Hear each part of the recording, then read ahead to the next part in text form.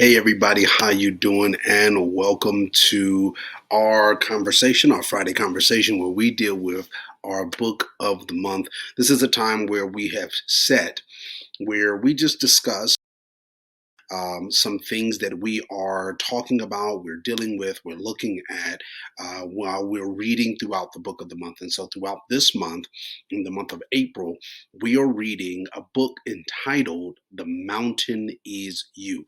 Very, very powerful context of book that I believe is going to be impactful, that I believe is going to be helpful for us, because one of the things that this book specifically is going to do is help us to be healed and be able to walk in the fullness of who we are for our future. So let's do this. I'm going to read it a little piece of something that popped out to me and then explain what I believe my interpretation of what I read and what it did and said to me. So this is what it says. This is actually in the introduction, which has already been blowing me away. This book is so, so powerful. So in the introduction, this is one of the statements that it made. It says, when we can no longer rely on our coping mechanism to help distract us from the problems in our lives, it can feel as though we've hit rock bottom.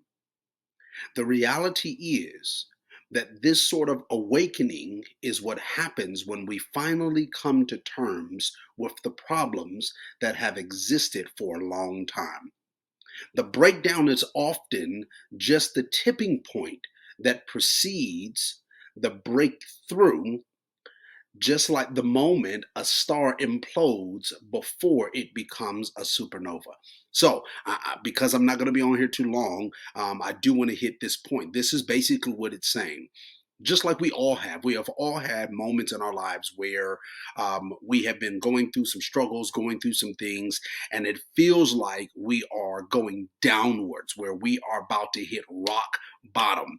And sometimes we have heard phrases and statements of where it says, people have said, hey, look, soon as he hit rock bottom, then he'll make the choice. Soon as he hit rock bottom, then he'll come to his, reality. And you can probably even statements of where people have made the statement that they have in themselves said, when I hit rock bottom, this is what happens. What this statement is saying in this book is that really the reality is, when we come to this conclusion or this mindset of a rock bottom in our lives, is when we have come to, which it says here, we have basically the reality is that the sort of awakening is what happens when we finally come to terms with the problems that have existed for a long time.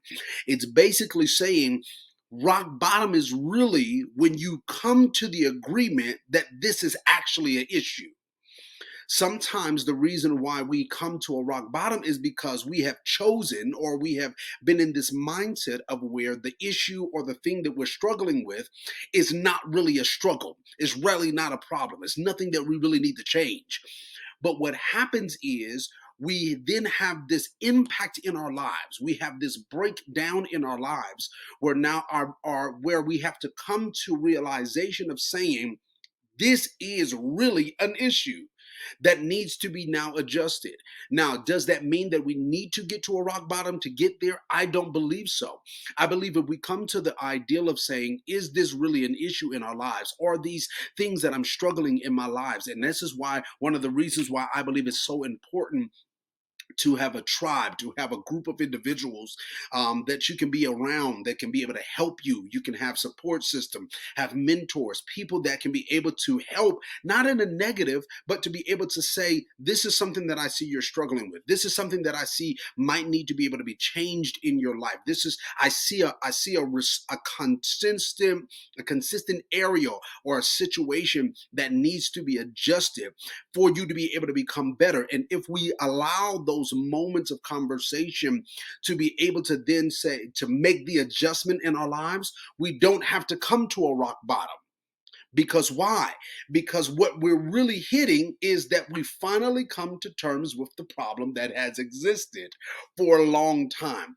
And then this breakdown is often the tipping point that precedes the breakthrough that we actually want in our lives. So, what I want us to make sure that we're doing is let's take some time as we're reading this. I'm telling you, this book is going to be powerful for us. But as we're reading through this, take the time to not only read it, but then extract from it the lesson and then sit back a little bit on your own and say, where am I at with this?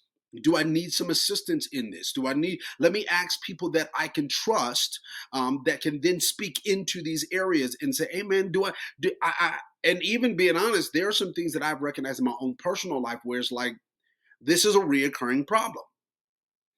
I've been doing this and I've seen that every time, every season, every month, every week, this is something that I'm consistently doing.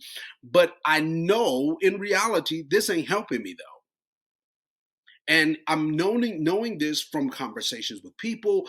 For me, it's with my spouse, with my mentor, with very close friends, with some family members. It's like one of those things where I'm realizing, okay, this is not good for my life. So I need to make the adjustments. I need to make the change so that I can be able to have the type of breakthrough that I want in my life.